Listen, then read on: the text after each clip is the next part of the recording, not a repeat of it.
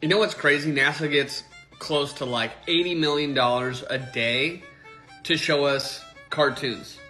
Okay? If you go type in Antarctica from space, all of them are fake. They're all CGI and cartoons. Look at this. You can go do this yourself. Now, the sad part is, Globers, people that adamantly defend the globe, that make their like whole persona about it, that hate flat Earth, they're gonna come on here, defend these cartoons, and then divert to a different topic about how flat Earth is so dumb and how it's been debunked. The spires that surround a rocket on a rocket launch pad are not there to support the rocket. They're part of a holographic cube projection.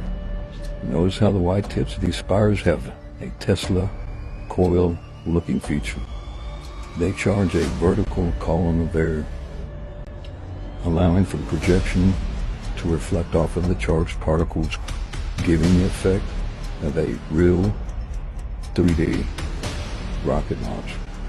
You can see how the tower above is emitting transmission of a projection of smoke and flames, centering on the top of that tower.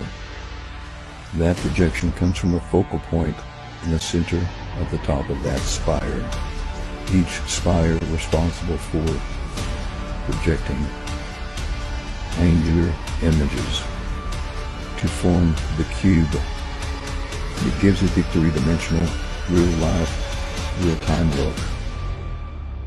The drawing of the building by William Martin, you know, the brother of the arsonist, which at this point is just rubbing it in our faces. And to top it off, I think this paragraph should be changed from shrines to Williams. Because are we talking about shrines or are we talking about Williams? With William Fitzherbert, St. William of York, which is perhaps associated with St. William's College, we get William de Wickwayne and William Markham. If you ask me, that's not normal or mathematically possible. For a single paragraph about a true narrative. It is, on the other hand, 100% possible that an AI generated these narratives. Now, we got away from the original building of the Alexandra Palace. I think for good reason, but let's get back to it now. We know that it also holds the fire narrative, where the story begins with a company name. That is definitely AI generated. The Great Northern Palace Company? How many Great Northern Palaces was this Great Northern Palace Company knocking out? In the mid-1800s. They apparently only built this palace and then decided that that was the end of the company, with 0 other buildings listed to their name. We have to just stop for a second and really look at what they're telling us. This guy named Owen Jones, who they used for the Crystal Palace as well, of course, started this project for the Alexandra Palace in 1859, supposedly. A year after that, this Great North Palace Company just comes out of nowhere. And we are told that the Palace Construction Company couldn't get the funds to build their first and only palace. Construction materials were acquired and recycled from the large 1862 International Exhibition Building. Pay very close attention to how during this lunar eclipse, the shadow being casted on the moon that's causing the eclipse takes almost a full 90-degree angle turn.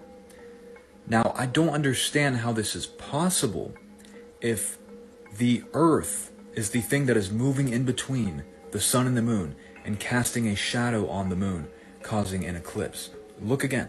Pay really close attention. It's going down. It casts a full shadow, you know, the full lunar eclipse, right?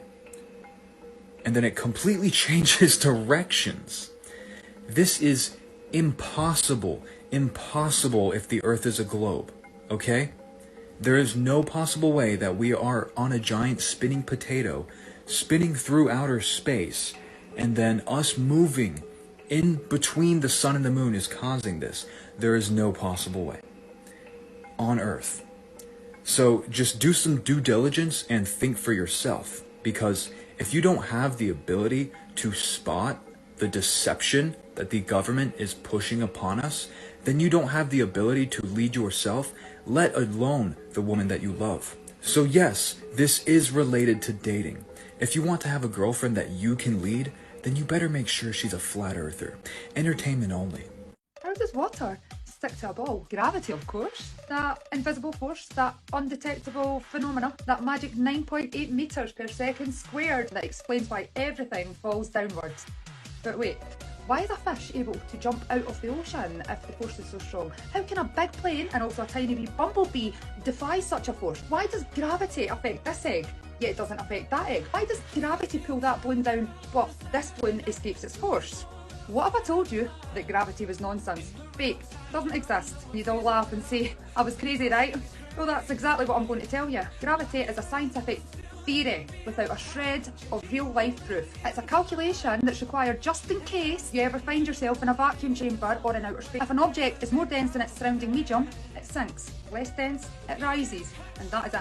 There's not a single instance of gravity pulling that cannot be explained by relative density, and the calculations will all end up getting to the exact same result on Earth, even without your 9.8 metres per second squared. I've got a challenge for you. Show me a real life example of gravity that cannot be explained by using density and buoyancy, or even just show me how the calculation for it makes a difference to the outcome of any real life equation. The only rule is that you cannot mention outer space or vacuum chambers or like the moon's gravity or anything based on the assumption that NASA tells the truth or that outer space is real. Because let's be honest, when will you ever be in a vacuum or outer space? It can't be seen, can't be detected, and is only measurable by an equation that assumes outer space is real. I'm wrong. Please prove that.